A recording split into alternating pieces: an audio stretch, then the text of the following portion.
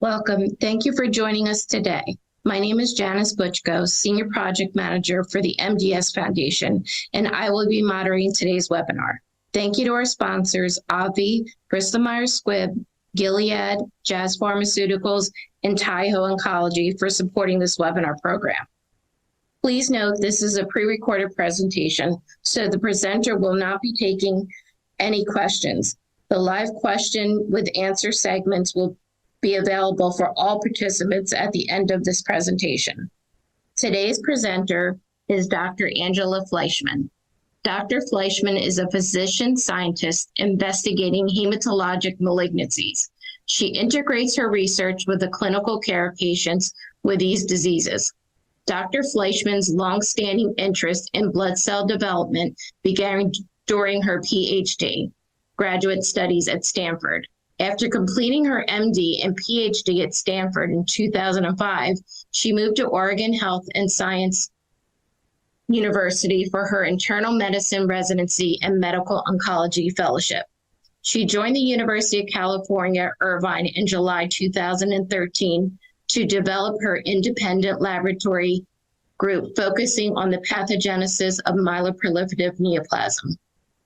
Her laboratory focuses on the role of inflammation in MPN. Her overarching research goal is to identify what drives disease initiation in MPN and to ultimately translate her scientific discoveries into therapeutic benefit for MPN patients. It is my pleasure to introduce Dr. Angela Fleischman.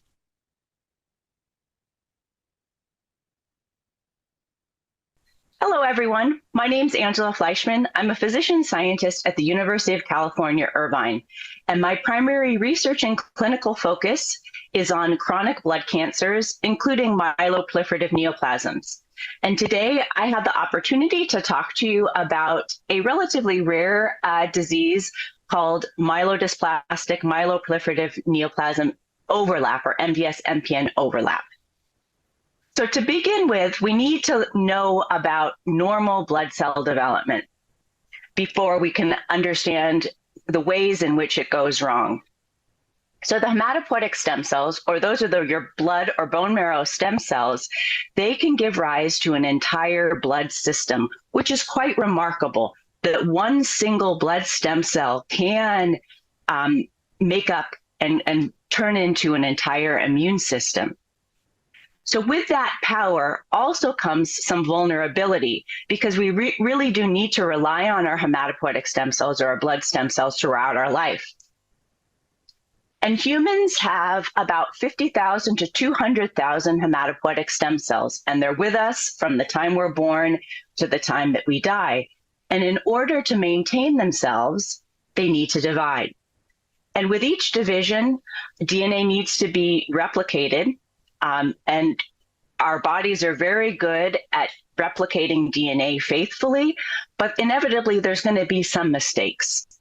Few mistakes, but with each division, there's going to be some mistakes. And many of these mistakes have really no negative impact, but some of them can have some negative impact. And when a blood stem cell creates a mutation which does have a negative impact, this can turn into a blood cancer. And depending on the type of mutation that a stem cell acquires can determine what sort of bone marrow or blood disease a person may have. For example, specific mutations may lead to the overproduction of certain cells. Other mutations may lead to an inability to mature appropriately, and then results in things like low blood cells or anemia. So these are the classifications of what we say myeloid malignancies. So obviously every person's disease is a little bit different, but we do need to put them in sort of different bins to make classifications for them. And the World Health Organization, or the WHO, is the organization that identifies and classifies specific diseases. Basically, they make names for specific diseases. So what we're going to be talking about today is this MDS MPN overlap, which has some features of a myelodysplastic syndrome, as well as some features of a myeloproliferative neoplasm, which in the next slide we'll see look sort of like the opposite type of diseases, but wrapped all into one. Today, we won't necessarily be talking about acute myeloid leukemia, but any chronic blood condition can unfortunately lead to more severe condition, such as acute myeloid leukemia. And so what are these words MPN and MDS mean? So MPN means a myeloproliferative neoplasm, and the word proliferative means too many cells. So somebody with an MPN has too many cells in their bone marrow, and these are sort of overproducing their blood cells, including their red blood cells, their platelets, and their white cells. So somebody with an MPN would have high blood counts. As compared to MDS, or a myelodysplastic syndrome, interestingly, people with MDS in general do also have too many cells in their bone marrow, but the problem is that they're not maturing the right way. So there's lots of cells in the bone marrow, but they're just not maturing to become good red blood cells, platelets, or white cells. So what you see in somebody with MDS's blood is that they have too few blood cells. So just another way of comparing and contrasting, that with MDS, you have ineffective blood making, whereas in MPN, you have super effective blood making. MDS, you'd have low blood counts. In most cases, anemia is the most common, whereas in MPN, you'd have high blood counts. In both diseases, you can have what's called constitutional symptoms, which would include things like fatigue. But in myeloproliferative neoplasms, these symptoms really do tend to be much more severe and can include things like weight loss, night sweats, itchiness. But just to be fair, that both diseases can cause some significant fatigue. In a myeloproliferative neoplasm, patients can also have an enlarged spleen, which is another indication that they're proliferative. They're making lots of cells. Whereas in MDS, they can have unusual looking cells called dysplasia. Basically, that just means the cells look weird. So I think this is a nice slide to really sort of emphasize. You may say, oh, these look like total polar opposites of each other. How can they be in the same disease? But with an MPN MDS, you'll sort of, a person may have some features of one and some features of the other. That's why they can sometimes have high blood counts of one type of cell, such as a platelet, but have low blood counts of another type of cell, such as red blood cells or white blood cells. And sometimes the pathologist's job is quite difficult to try to identify a true MDS MPN overlap syndrome, because just like in the blood counts, in the bone marrow, there can be some overlap between the two diseases. Say, for example, in a myeloproliferative neoplasm, such as myelofibrosis, the characteristic feature is fibrosis or scarring in the bone marrow. But just because somebody has fibrosis in the marrow doesn't necessarily mean they have myelofibrosis. There can be many other diseases, including other blood conditions, that can cause some fibrosis in the marrow, as well as with myelodysplasia. The key feature is dysplasia, or weird-looking cells in the bone marrow. And in other diseases, you can get some, quote, dysplasia or unusual-looking cells in the bone marrow without not necessarily having overt myelodysplasia. So as you can see, a lot of times there's a gray zone to try to identify exactly what a person has, because they can have some features of one disease, some features of the other disease. And as I want to emphasize, each patient is quite unique in terms of their presentation. And so these are the diseases that are characterized by the World Health Organization as in the classification of an MDS MPN overlap.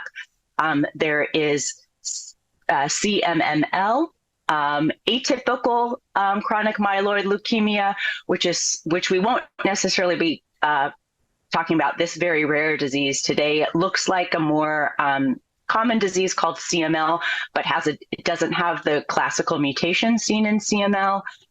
Also, juvenile myelomonocytic leukemia. We won't necessarily be talking about that today. MDS, MPN with ring sideroblast and thrombocytosis. That's a big word, but basically you have some low blood counts and then you have high platelets. And then also this MDS, MPN unclassifiable, meaning that they really don't fit into a specific category, but do have features of MDS and MPN together in the same person. So included on this slide are the diseases which are classified by the WHO in the section of MDS, MPN. Today, in the interest of talking about the more common diseases, I'll be focusing on CMML, MDS, MPN with ring sideroblast and thrombocytosis, or MDS, MPN, RST. I know that's a long word, as well as MDS, MPN unclassifiable, or basically you have features of MDS, MPN, but are not necessarily classified as a specific in another specific of these categories. So we, in general, think of myelodysplastic, myeloproliferative neoplasm overlap syndromes as quite a rare disease entity. But this investigation at the American Society of Hematology meeting last year looked at the national cancer databases from 2004 to 2019 to really look and see how common is MPN, MDS overlap, who are these people, and what do they, what do they tend to look like? So in the database, they found almost 35,000 patients with this MDS MPN overlap. I don't know whether you would infer your mind that you would think that's a rare or a common disease, but there are quite a number of people out there in the United States with this condition. Almost half of them had the disease called CMML. About a quarter of them had this MDS MPN overlap with ring sideroblast and thrombocytosis, meaning that they had some anemia and a high platelet count. 2%, that's a very small number, had a disease called atypical CML, and then about a third of them were diagnosed with this MDS MPN overlap, which was unclassifiable. And in general, as is the case with most blood cancers, the median age of diagnosis was of older people, 75 years old, and almost half of them had a JAK2 mutation. And the JAK2 mutation is the most common mutation seen in a myeloproliferative neoplasm. So it makes sense that a lot of patients who have MDS MPN overlap would also have the same JAK2 mutation. So what are our goals of therapy in MDS MPN? Obviously, everybody would love to have a cure. Many times, because these diseases can be chronic, we're not necessarily expecting a cure, but to extend somebody's life and improve their quality of life, realistically. In patients who have some splenomegaly or a large spleen that can cause them some abdominal pain, to improve their quality of life, it's nice to be able to reduce their spleen size. For many patients, what we focus on is improvement of their blood counts, in particular, if they have very low blood counts and need transfusions. Increasing their blood counts will really lead to improvement of quality of life, such that they don't necessarily need to be going all the time for transfusions.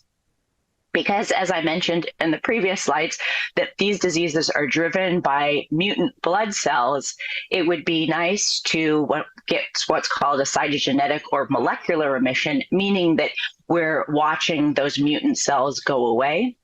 On everyone's mind is trying to avoid disease progression, as well as we want to avoid progression to an acute leukemia, which is a quite severe disease to have.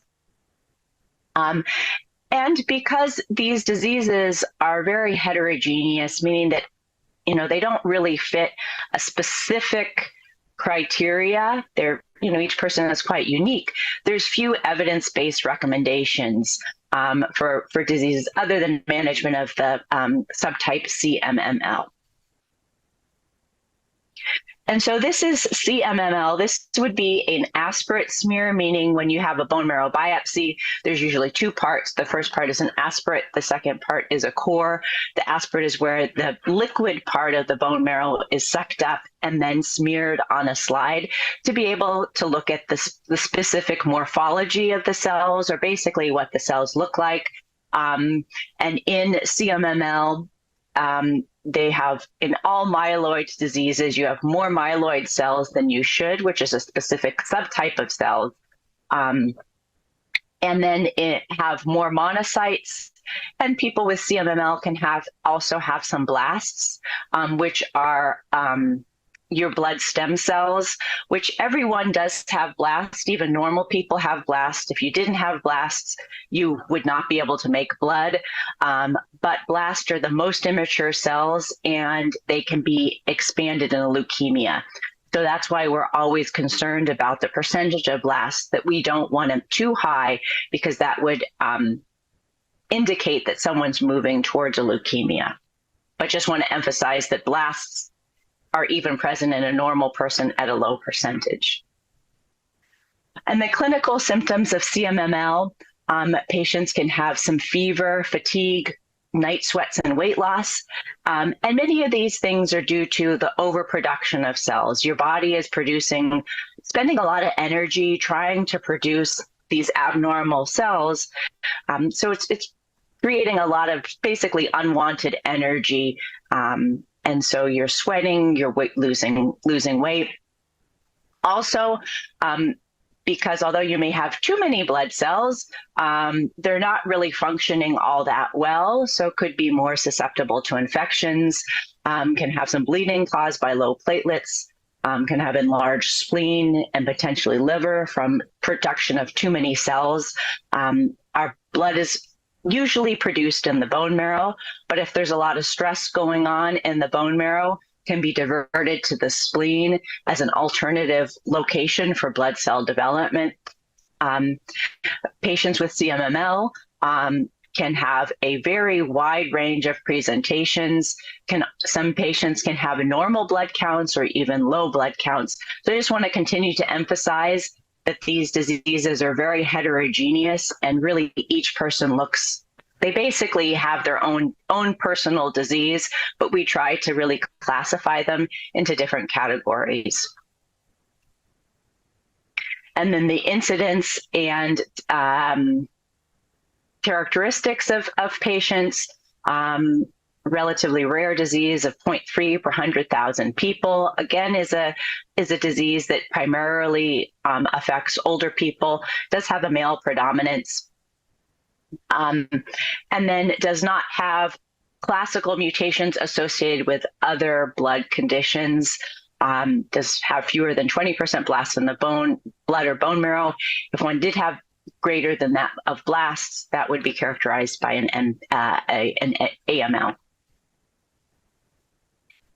And then I was talking a lot about mutations previously, but more in a vague sense. But in this slide, it's depicting the different specific mutations that can be seen in MDS MPN overlap, such as CMML. And we classify these genes into different categories. And many of these genes can be mutated in other blood conditions as well, but just, don't need to necessarily go into specifics, but just that many different mutations can be seen in these diseases. And we like to prognosticate to help guide treatment, as well as to help educate the patient on what they can expect for their outcomes. So there are certain clues that we can get to help identify or predict how a person is going to do. For example, if somebody has more blasts in their bone marrow, we're quite concerned about them, and that may indicate that their disease is more aggressive and maybe moving towards an acute leukemia. Also, if somebody has an extremely high white count, that might be concerning. If somebody has a very low red blood cell count requiring transfusions, that's always not a good sign. Always age is, it makes sense that if you're an older age, you may not be able to tolerate a disease as well as low platelets, as well as we're learning more and more about specific mutations, how different mutations may have different prognostic values. So the treatment, realistically, many patients who are low risk are managed with close monitoring and symptom management. Some patients can have ESAs, or that's erythropoietin stimulating agents, or basically hormone that tells your body to try to make more red blood cells. If somebody has a very high white count or an enlarged spleen, can have what's called cytoreductive agents, meaning treatments that get rid of blood cells to help reduce those number of cells and potentially reduce your spleen size. And then if somebody has a more high-risk disease or is quite young with the disease, can be a little bit more aggressive, such as giving them multi-agent chemotherapy, as well as a bone marrow transplant or allogeneic transplant. That's a transplant from somebody else, not from yourself, which in reality is the only curative option for this disease. But to emphasize that a transplant is not something to be entered into lightly, because it does have some significant risk associated with it. Then moving on to this disease called MDS MPN with ring sideroblasts and thrombocytosis. That's quite a long word here, but basically it's just describing what the person has. So these ringed sideroblasts are an abnormal type of red blood cell, which is indicating that the maturation isn't occurring appropriately. And the T is thrombocytosis, meaning basically too many platelets. So these patients would have anemia, which low red blood cells, but high platelets. And so different mutations can cause different features or abnormalities in one's blood. For example, a JAK2 mutation, which is a very common mutation seen in myeloproliferative neoplasms, drives a high platelet count. It basically, this mutation makes the body think that it's always getting the signal to make more platelets and also more red blood cells. So that's why somebody with the JAK2 mutation can manifest with a high platelet count. But in addition to a JAK2 mutation, many times MDS MPN overlap patients with ring sideroblasts have this mutation in SF3B1, which is known to drive this abnormality of their red cells, which causes their ring sideroblasts and their anemia. So basically, different features of the disease will be driven by different mutations. So you've got a mixture of different mutations. One mutation may be causing one thing, another mutation may be causing a different thing. And so when they're coming together, you look sort of like you have two opposite things going on, but it's driven by just two separate mutations.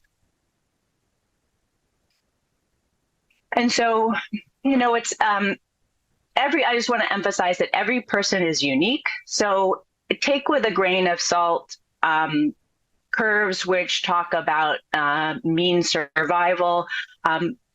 They can be used as a guide, but for each person, they are unique. So it shouldn't necessarily focus too much on median survivals. However, it is good to talk about, patient populations in general. But low risk MDS MPN RST patients can enjoy, in general, quite a long survival.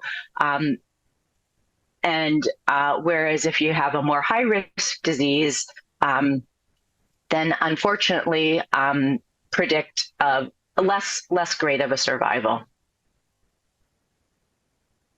And so what are the treatments for MDS, MPN, RST? Again, a very, very, very long word.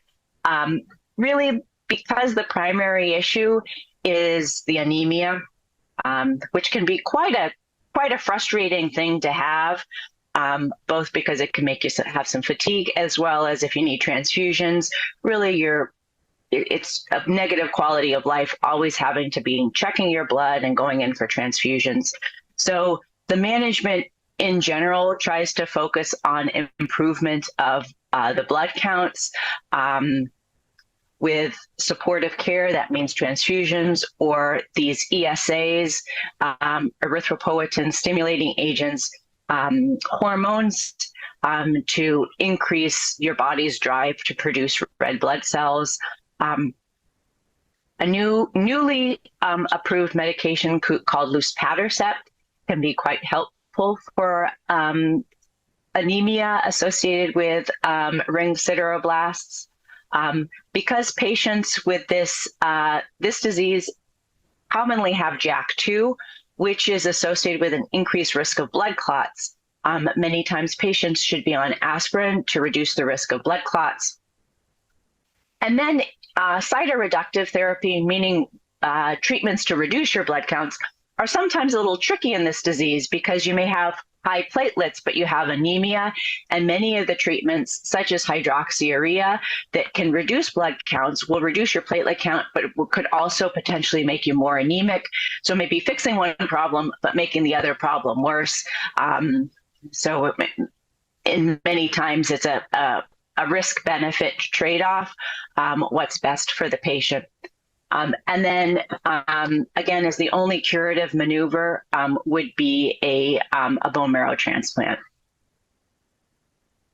And so then lastly, moving on to this MDS, MPN unclassifiable, meaning you have some features of MDS and MPN, but you don't necessarily fit into one of the other discrete categories. So for this disease, you need some dysplasia, meaning your cells in your bone marrow look weirdly shaped. You can't have more than 20% blasts. You have to have some features of myeloproliferative disease, meaning too many blood cells or an enlarged spleen. Obviously, you can't be on a medication that causes these problems, because then that would be a side effect of the medication, not a disease itself. You can't have mutations that are classified as belonging to a different disease, such as BCR-ABL, which is the classical mutation seen in the disease called CML, as well as other characteristic and classical chromosomal abnormalities that are seen in other diseases, because then you would be classified as the other disease, not an unclassifiable disease.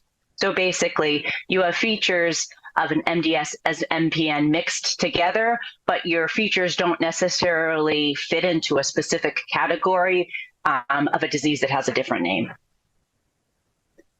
And then again, many of the mutations seen in this MDS MPN unclassifiable are very similar to mutations seen in other diseases. I'll point out JAK2, which is a very common mutation seen in myeloproliferative neoplasms. And then all of these mutations here can be seen in other, what we call myeloid diseases, other blood conditions involving the myeloid lineage, which is in your blood, you have myeloid cells and lymphoid cells. Those are two big categories of cells. So any disease that is a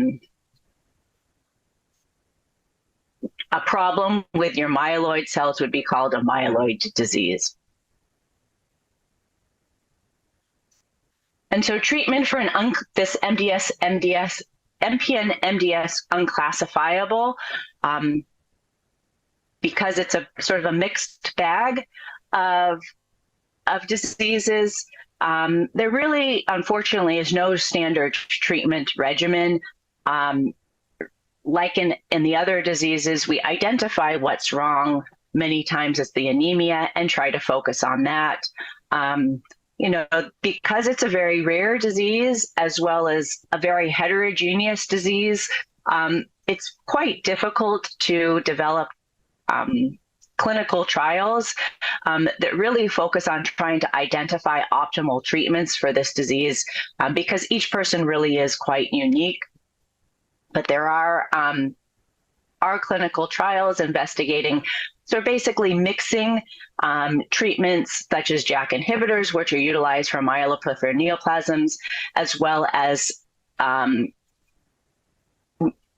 treatments called hypomethylating agents. Those would be azacitidine or decitabine, which are commonly used in MDS, but combining the two together. Because, you know, if the person has features of both diseases, it makes sense to try to take treatment for one disease and mix it with treatment for the other disease, and maybe you can sort of hit both aspects of the disease with a combination of treatments. And so, to summarize, MDS MPN really has features that are common to both an MDS and an MPN, which at face value may look like totally opposite diseases, but really do in general have a lot in common. And the diagnosis is made through what the person clinically looks like, what their bone marrow looks like, as well as molecular testing, meaning their mutational profile. And the combination of having high blood counts as well as low of other blood counts makes treatment quite challenging, because many of our treatments are focused on bringing down counts or bringing up counts. So you want to have a mixture of both. So, you know, it's hard to achieve both, you know, down of one and up of the other.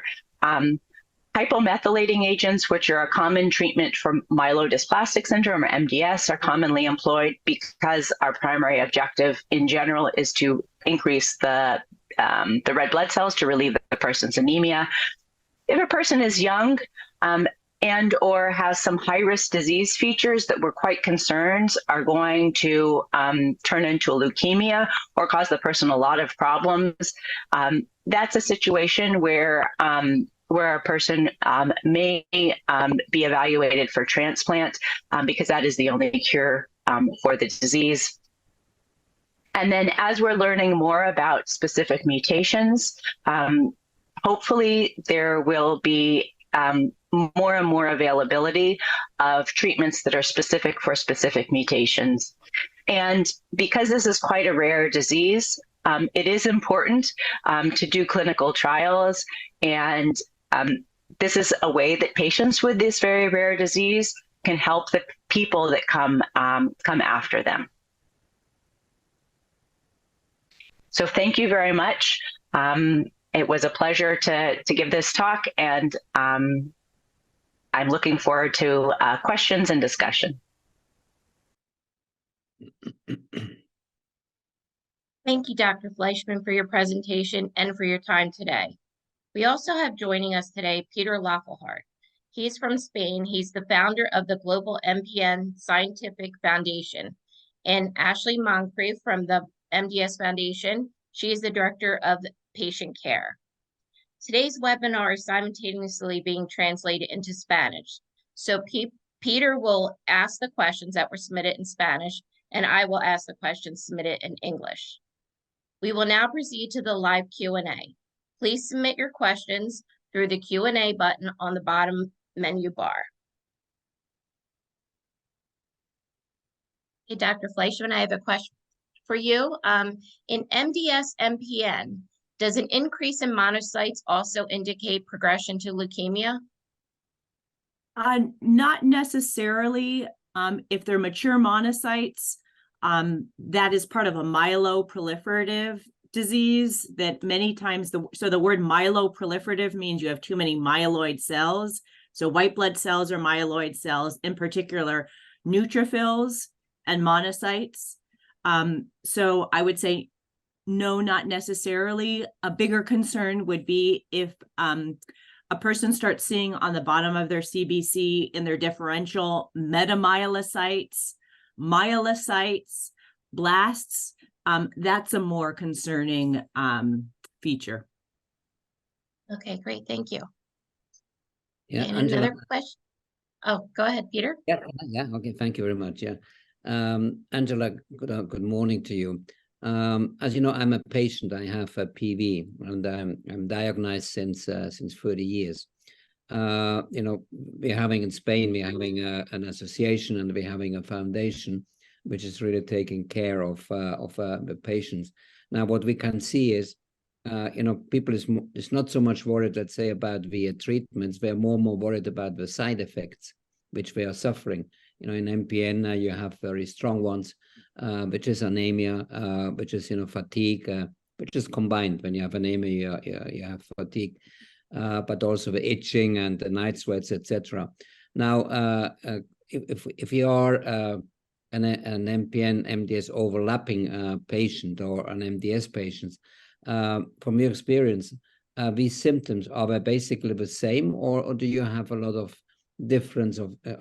Do you have symptoms which are totally different in one of the three illnesses? So I would say that symptom burden can be quite distinct in patients with MDS MPN overlap, because many times MDS MPN overlap people have anemia, so fatigue can be a big problem. Also, people can have problems with things like night sweats, weight loss, because it's relatively rare for an MDS MPN overlap person to have a high red cell count, which usually drives the bad itching that PV patients have. So I would say maybe that's a less common symptom that people have, although they can have high platelet count, so can cause things like headache, some numbness and tingling of the hands. Because MDS MPN overlap is, each person is quite unique. I would say that their symptom burden is quite unique as well, but there are a lot of overlaps in terms of symptoms between MPN and MDS MPN overlap. So in the overlapping patients, the thrombotic problem, that is probably less, no, than in MPN, especially PV, for example. Well, it would depend on, there's a prothrombotic situation that comes with having a JAK2 mutation, honestly, regardless of the platelet count. So if somebody with an MDS MPN overlap syndrome has a JAK2 mutation, they would have the same risks as an MPN person with a JAK2 mutation. Also, many times MDS MPN overlap people will have other mutations such as TET2, which can be seen in the general population as well. And we do know that those mutations are associated with increased inflammation, increased atherosclerosis, and increased risk of blood clots. So they do have increased risk of blood clots, MPN MDS overlap syndrome. But a lot of times, because their issues are more, we unfortunately tend to focus on more sort of upfront things at hand, like they have bad anemia that we need to address. And unfortunately, this also sort of happens with myelofibrosis, that we sort of forget about the thrombosis, that it sort of takes a back seat when when they have worse problems. I'm not saying that, thrombosis is definitely very, very important, but when you're starting to talk about somebody who's transfusion dependent, then you sort of have to put things into perspective in terms of what problems you need to solve right now.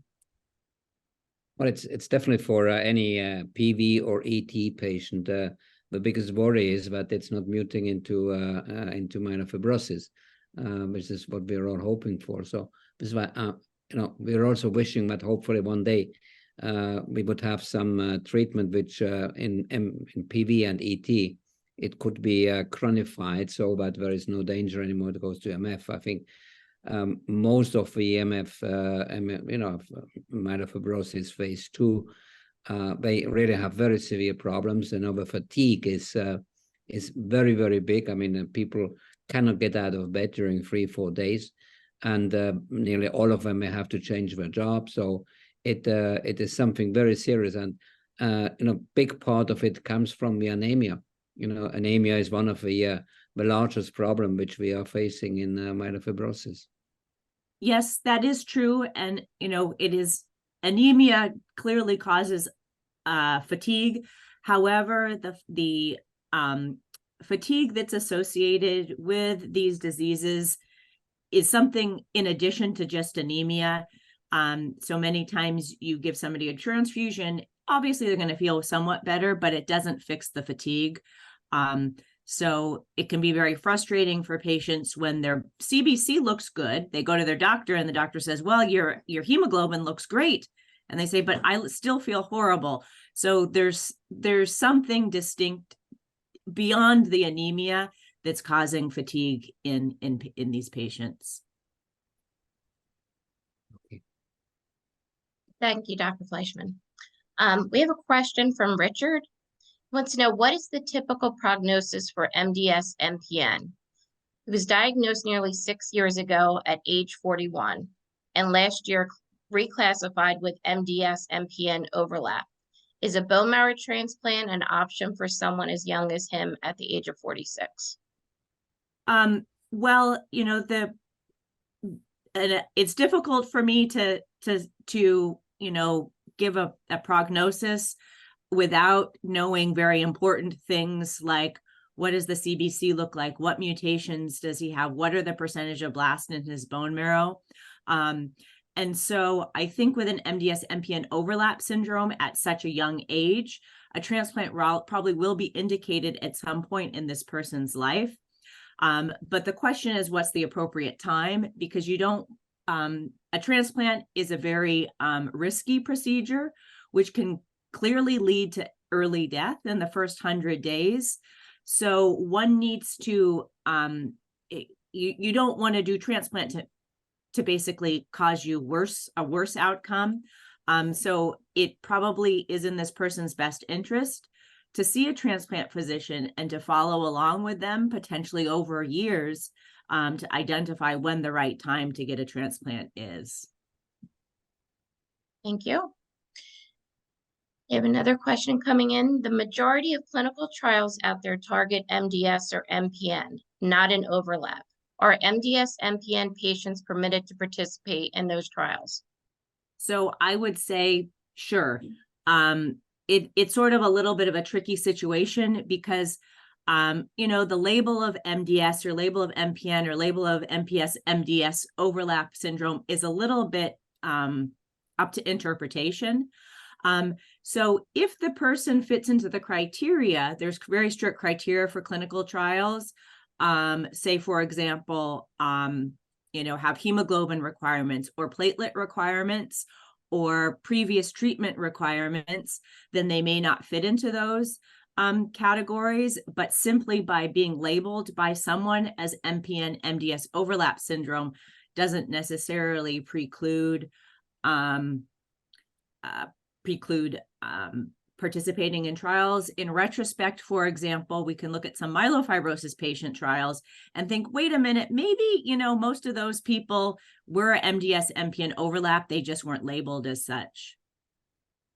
Okay, great, thank you.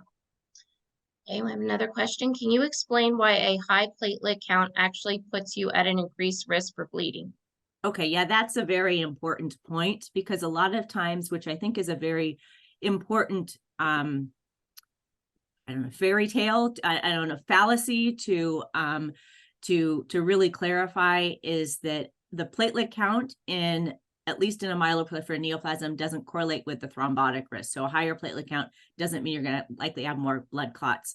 But when the platelet count the reason why we bring down the platelet count is to reduce the risk of bleeding, because when it gets very high, the platelets can sort of like sponge up your clotting factors, so that now you have basically what's called an acquired von Willebrand's disease. You don't have von Willebrand's disease. It's like your platelets are sucking up all of those clotting factors such that you can't use them to clot yourself. So that's why a very high platelet count can cause bleeding, and that can be tested for by testing for von Willebrand's disease. And I just want to clarify, don't say that you have von Willebrand's disease and it's acquired von Willebrand's disease from high platelets. Thank you. Okay, there have been trials for drugs targeting EZH2 in leukemia. Have they looked at that for MDS MPN-U? So I would say, to my knowledge, there have been no specific clinical trials for the MDS MPN overlap syndrome patient population, as sort of like stated in the clinical trial, that this is the patient population that we want to target. However, it's very possible, and I don't know that, without going back and looking at the clinical trial in each patient, it's very possible that some of those patients in those trials really did have MDS MPN overlap, which progressed to an acute leukemia. And many times in terms of things, I guess you could say different drugs are approved for different indications, but because MDS MPN overlap, it's a rare disease, so there's not necessarily clinical trials for this disease and specific indications for this disease. We can take information that's gathered from similar diseases and apply it to this disease clinically. So, in the clinic, if you have an EZH2 mutation, can sort of gather information from clinical trials that may be in a little bit of different patient population, but sort of draw similarities and say, this will probably work in this patient as well. Angela, I wanted to ask you, as you know, in MPN, especially in PV, we have very often the problem of a large spleen. Sometimes, this is a status which can go for years and years. It's you take hydroxyurea and your spleen stays more or less the same way. But are you in overlapping? Are you also, if it happens, controlling the portal vein? Because a big spleen is affecting the portal vein and can enlarge it, can make certain problems in it. So you're saying, do you address, is what you're asking is, do you address the spleen in MDS MPN overlap syndrome? Yeah, and if it is, do you also, making controls of a portal vein, but which isn't sort of being affected? It would be the same, the same, I guess, issues apply to MDS MPN overlap that they do for MPN. So yes, if a person's spleen is enlarged and bothersome to them, treatments would focus on reducing the spleen size, as you stated, we really also do need to take a close look at the liver. And if there is even if the spleen isn't bothering the person, if it's causing potentially some problems in the liver, that would be another reason to reduce spleen size. Do overlapping patients often having a splenomegaly? A large They spleen? can. I think it's a not as common as myelofibrosis, but they can. It's less common though. Thank you very much. Thank you. The next question is, what is the threshold for treating thrombocytosis? Different people will have different thresholds. I think the NCCN guidelines, I think that is 1.5 million or 1,500. I usually, if somebody's getting to be above 1 million, then are a little concerned about bleeding. So that would be a reason to bring the platelets down. Also, if the platelets are causing a person problems, for example, they are causing headaches, migraines, numbness and tingling, but I don't necessarily treat a platelet number per se unless it's causing the person some problems, like easy bleeding or is giving them some symptoms. Okay, great. Can you speak to how to manage early satiety from splenomegaly? Yes, thank you. So if somebody's having early satiety from their splenomegaly, that's causing them some symptoms, it's causing them some problem. So JAK inhibitors are at this day and age, we're very lucky now to have 4 different JAK inhibitors. So that's really an easy fix. So I would say take a JAK inhibitor. Another benefit of a JAK inhibitor, it increases hunger. that's a problem. Unfortunately, can cause some additional problems like weight gain. And then the next question I see on there is how, sort of as a follow-up question, how often to measure the spleen. I don't think it needs to be measured that often. If somebody is starting a new treatment, for example, they're starting a JAK inhibitor, maybe 6 months after, just to see whether it's working or not. I would say if the spleen was bothersome, then the patient should be able to detect some changes relatively quickly. So you don't necessarily need a scan to tell you that. It's, is it making you feel better? But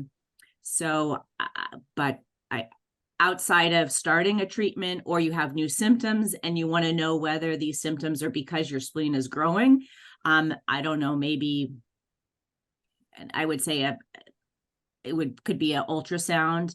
I wouldn't, on here's a scan. I would probably do an ultrasound. That's a non-invasive assessment to get a rough estimate of what your spleen is, rather than doing a CT scan that does have some radiation associated with it. And is a splenectomy ever an option for these patients? In the era of JAK inhibitors, splenectomies are really not, you could do splenectomy or splenic irradiation, are really reserved for very extreme circumstances, because a splenectomy is an extremely dangerous procedure. So I would say it would be reserved for people who have, at this point in time, failed all four JAK inhibitors, or can't tolerate them. So it's quite a rare circumstance to need a splenectomy now. And may I maybe, in this question talk from a patient point of view, I went through all that exercise, of a big spleen, and at the beginning I controlled it by hydroxyurea, but then the spleen decided to grow again. And it's as you said, Andrea, you have to listen to your body. Your body tells you when your spleen is growing. You notice that automatically because the spleen, inside he has to get space. So he's pushing aside all kind of internal organs, and the satiety, that you can't eat so much is one of them. But people they might have problems to sleep, on the left side, or when you hit something on your left side, it hurts very much. And your belly is growing. And I can tell you, before I changed then into a cytoreduction product, I had a belly was like a 5 months pregnant woman. It's all swollen, it's all up. So you notice that, so it's I think it's as a MPN patient, but I always tell my patients is listen to your body. Your body is giving you many advices of if something is happening, and especially with spleen, and the doctor can very easily tap it with his fingers, to find out how big it is. So it's something where the patient has to be active in it, and we have to actively listen to it. And when he goes to a physician, he has to tell him, and tell him, listen, I notice I have this and this problem, because if he does not tell his physicians, he cannot know. So he cannot treat it. So unfortunately, many patients they don't do that. But I think this is very important. You notice that everything, even if your hematocrit value is substantially too high, you notice that in your body. If you listen to your body, and this is something which I think we have to learn. That's actually a very good point. If you're, I think we over rely on medical tests, and you should really just listen to your body to tell you what's wrong. You don't need a scan to tell you that you have an enlarged spleen. And if you think you do need a scan, maybe you don't really have an enlarged, that might be an indication that you don't have an enlarged spleen. Because you really should be getting cues about certain things, as well as cues about your blood counts. I mean, not everybody can get personal cues, but many people will be able to tell me exactly what their blood counts are just from the way that they feel. Definitely, yeah. And it's sort of a less invasive way to find out what's happening. Just listen to your own body. Yeah. It's very easy, just it has to be quiet around, and you can talk even to him. You can talk to your body, I managed to do that, but it's not everybody can, but it's a good way to do it. Thanks, Peter. Thank you, Dr. Fleischman. Another question is, do you use quality of life forms in the clinic to measure the improvement in symptom burden? So that's a very good question. If you're wanting to know my what I personally do, I'll go through phases because there's no way to, I'll go through phases of handing an MPN SAF to a person, a piece of paper, and having them fill it out. But it's just then difficult to, in my notes, then actually sit there and write down everything that person had on the sheet. So outside, I'm just being honest that outside of, say, a clinical trial, don't necessarily do that consistently just because it's an added, it takes an added lots of time and effort to manually type it into a note on my part. It would be a lot easier now that we have, we should have some way with electronic health records for the patient to fill something out electronically and it to go into the medical record rather than having them put it on a piece of paper by hand and then having the doctor then transfer it into the medical record by typing out every single question and every single response. So I think we need some improvement there. Okay, thank you. And the last question we have is, do medications like ruxolitinib require tapering if you are discontinuing? Is there such a thing as a rebound syndrome? Okay, so for ruxolitinib, on the package insert, yes, that medication should be tapered theoretically. If you're only on 5 milligrams twice a day, I don't think there's any reason to taper that. But if you're on a higher dose of 10 or 20, maybe, and there's no real described way to taper it. Taper it off over 2 weeks or so. Rebound syndrome has been described in the literature. Not sure in terms of, when we're talking, I'm wondering whether this person is asking about rebound versus cytokine storm. So cytokine storm is where somebody's extremely ill from a cytokine storm. I think this is probably not what this person's asking. Maybe what this person is asking is their spleen going to come back real quick? Yes, it will. Because with a JAK inhibitor such as ruxolitinib, when you're taking it, it's suppressing things and, making the spleen smaller, but as soon as you stop it, it's just going to come right back. So maybe that's the rebound, but yes, obviously that's, the JAK inhibitor is temporizing measures. Once you stop it, the spleen's just going to go back to what it was before or even bigger. Thank you. We do have another question that came in from Michael. He says he's 71 years old. He was diagnosed with low-risk MDS 7 years ago and was on watch and wait until August of 2023. For that 7-year period, his platelets were normal levels and hemoglobin bounced between 11 and 13. He was identified as an MDS MPN overlap in April 2023 based on bone marrow biopsy. In August of 2023, he began Vidasa treatment and his platelet levels fell below 100 and the hemoglobin fell to 9.5. His mutations are ASXL1, SRSF2, IDH1, JAK2, V617, and JAK2A 683. In April, the bone marrow blasts were 2%. He does have an enlarged spleen. wants to know, does this treatment protocol seem reasonable, or would you recommend an alternative?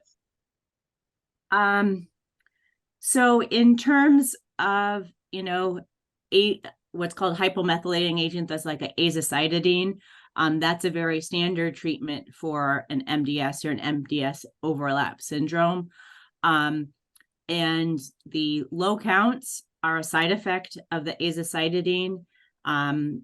Theoretically, hopefully, the point is to make the counts better, but it does take some time sometimes.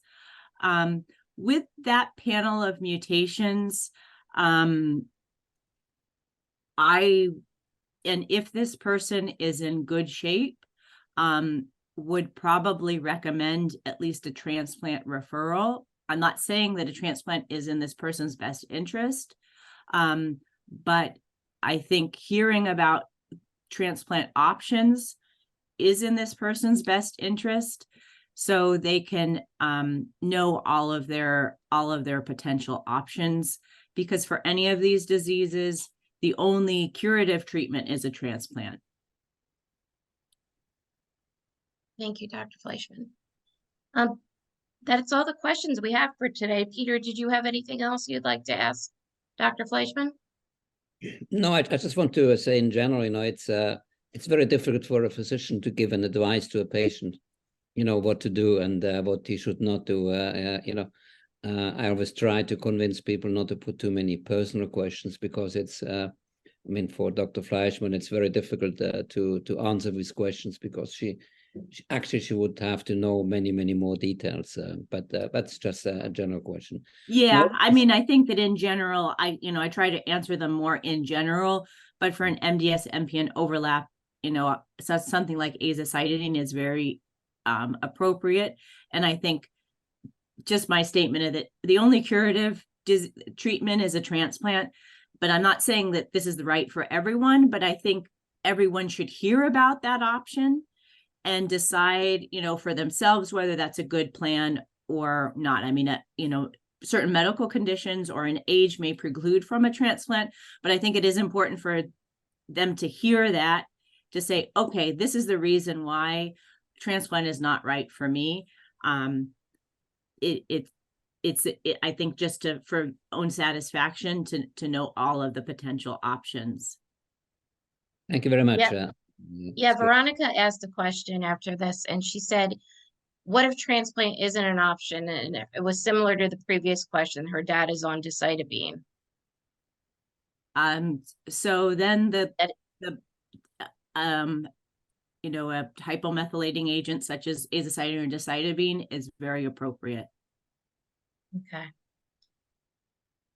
And she also asked, would it just be supportive treatments with transfusion just to prolong his health, which you've pretty much already answered. Yes, if it it would be called, yes, it is, I don't want to say the word palliative, but there's the word is either curative or palliative, and so besides a transplant, everything else would be considered palliative. Extension of lifespan and improvement of quality of life. Okay, great. So if we have no more questions for Dr. Fleischman and Peter. No, just wanted to thank everybody for organizing this. It was great, and I hope we can do that in future. And thank you, Dr. Fleischman, for your time and for your sharing your knowledge. Yes. Thank you, Dr. Fleischman, for your presentation and for your time today. And thank you, Peter and Ashley, for joining us today. This presentation will be available on the MDS Foundation website for on-demand viewing within 10 business days. We appreciate your feedback, so please keep an eye out for an email following the webinar with a link to a survey. That link is also in our chat button right now. If you look at our chat feature on the webinar, you can see a link that we appreciate for you to fill out a survey. Let us know how we're doing. If you have any questions that went unanswered, please email me at jbutchko@mds-foundation.org. This concludes our presentation for today. On behalf of the MDS Foundation, thank you for joining us. Thank you very much. Goodbye.